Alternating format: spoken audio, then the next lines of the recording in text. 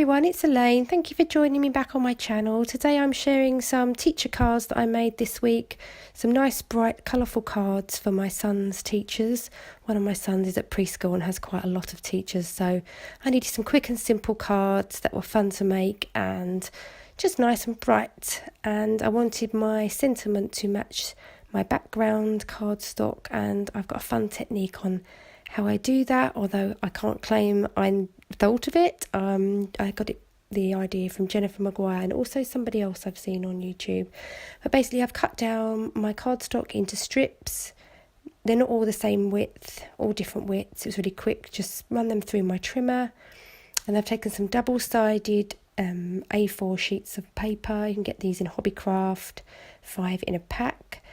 And I just take off a small piece of the release paper because it is really sticky, and I definitely would have got in a bit of a pickle if I'd have taken the whole piece of release paper off. So then I'm just literally going in rainbow order, laying down those little strips of paper. I'm not being really too particular with what width I'm grabbing. I have been under a bit of time pressure this week. My sons are on half term, so that means I haven't had a lot of time really to do any crafting or recording and editing, so I needed some nice quick and simple things to do. This was probably the longest part of the process for these cards, but once you kind of get into the flow it does go quite quickly, and I have really sped this up in a minute just because I don't think everyone wants to spend half an hour watching me stick down little strips of paper. You kind of get the idea. So I'd go red, orange, yellow, green, blue, purple, and then back to blue, green, yellow, orange, red, and then back again. And as I'm going along, I just take off a little bit more of that release paper just to make it a bit more manageable. I do kind of burnish these strips down with my finger as I'm going along, just to make sure they're really stuck down.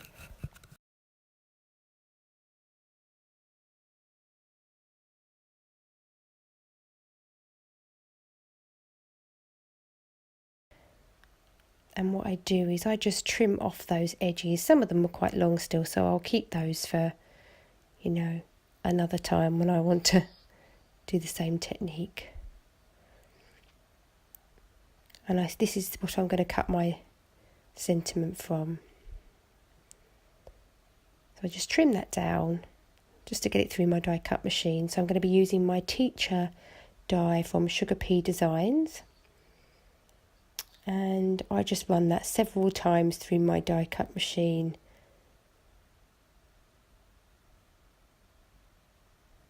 And I keep the release paper on the back until I'm ready to stick it to my card. So I just poke out those middle pieces of the letters that I don't need, and I just set them all to the side when I'm ready to stick them to the card when I've finished all the other bits of the card. So I'm happy with those. I thought they looked really cute. And now I've taken some scrap white paper or card, and I'm running that through my die cut machine with my Blueprints 27 scallop frame. This is to create the middle white panel on the front, and then I'm taking my MFT scallop edges number 2.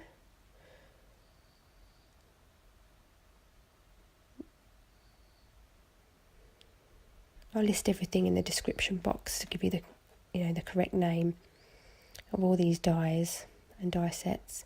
So I'm taking my Misti and I'm just laying down that teacher sentiment just to help me know where to place this thank you sentiment. This one's from the Mama Elephant Pixies Favourites stamp set.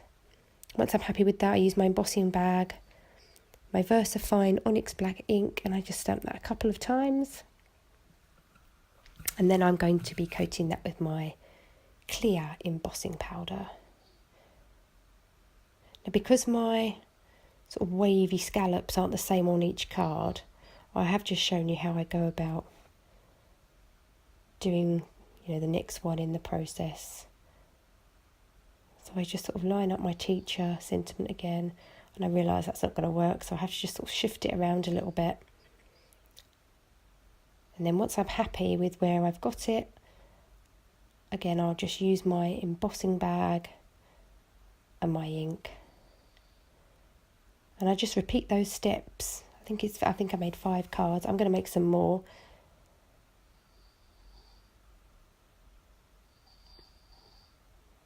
When I do it like that, it just was really quick and easy. So then I've heat set all of those panels are going to go across the front. I'm using my Nuvo liquid adhesive to adhere this panel. This panel is cut from some red cardstock, the same that I use for the strips, and I cut it with the MFT Blueprints 27 frame, and then cut the quilted backdrop die on top from Fawn, which I love, but I do not love those little pieces, especially when you're making lots of cards like I did. They get everywhere. So I'm just sort of lining that up. Once I'm happy with where I've got it, I've just put some double-sided tape on top of that, on the back of that white panel that's going to go on the front. I'm really careful to line it up properly.